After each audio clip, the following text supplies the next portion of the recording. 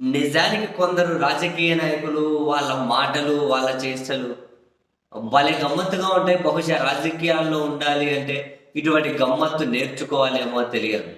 అధికారంలోకి రాకముందేమో మేమొస్తే అది చేస్తాం, ఇది చేస్తాము, అది ఇస్తాం, ఇది ఇస్తాం అని చెబుతారు. తీరా అధికారంలోకొచ్చిన తర్వాత మీరు అది చేస్తాం, ఇది ఇస్తాం అన్నారు కదండీ అని గుర్తు చేస్తే, మీ తోకలు కత్తిరిస్తాం, మీకు 4 మందిం ఎక్కువ, మీకు నైతిక విలువలు లేవు, మీరు అమ్ముడు పోయారు అని చెప్పి ఉల్టా ఎదురుదాడి చేస్తూ ఉంటారు. మనం చాలా సార్లు చూసాం.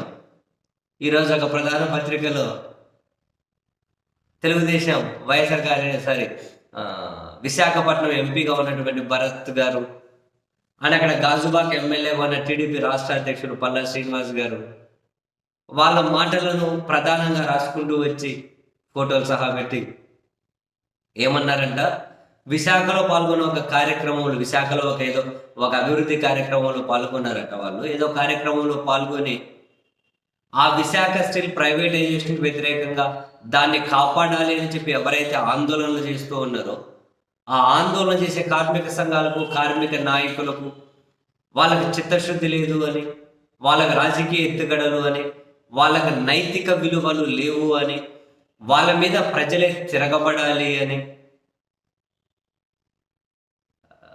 లక్షలు లంచాలు తీసుకొని కాంట్రాక్ట్ కార్మికులను తీసుకున్నారు అని, ఇప్పుడు కొందరిని తొలగిస్తూ ఉంటే అనర్హులను వీళ్ళు లొల్లి చేస్తూ ఉన్నారు, గోల పెడుతూ ఉన్నారు అని ఇన్ని మాటలు అన్నారని చెప్పి చూడగానే ఆశ్చర్యం అనిపించింది. అరే, వీళ్ళే కదా అధికారంలో లేనప్పుడు విశాఖ స్టీల్ ప్రైవేటైజేషన్ ఆపుతామన్నారు, వీళ్ళే కదా అధికారంలో లేనప్పుడు ప్రజలందరూ కనుక దీనికి అండగా ఉండాలి, ఈ ఉద్యమానికి ఈ నాయకులకు అండగా ఉండాలి, మన విశాఖ స్టీల్ని కాపాడుకోవాలన్నారు.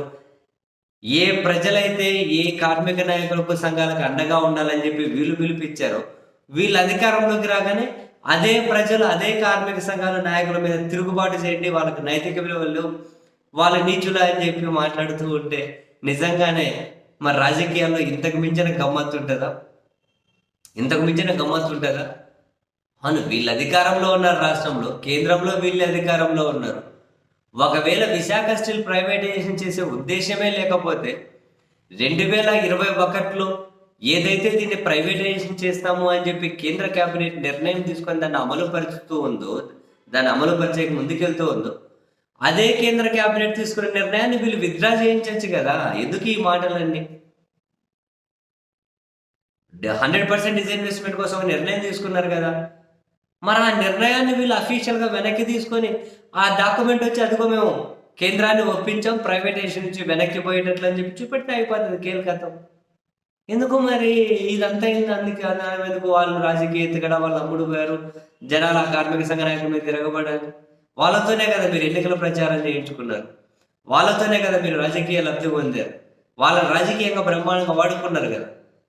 ఇప్పుడు మళ్ళీ వాళ్ళు మీరిచ్చిన హామీలు, మీరిచ్చినటువంటి పెద్ద పెద్ద మాటలు గుర్తు చేస్తే మాత్రం నీచులయ్యారు, నైతికులు లేని వాళ్ళు అయిపోయారు. భలే గమ్మత్తుంటుందండి రాజకీయ నాయకుల వ్యవహార శైలి.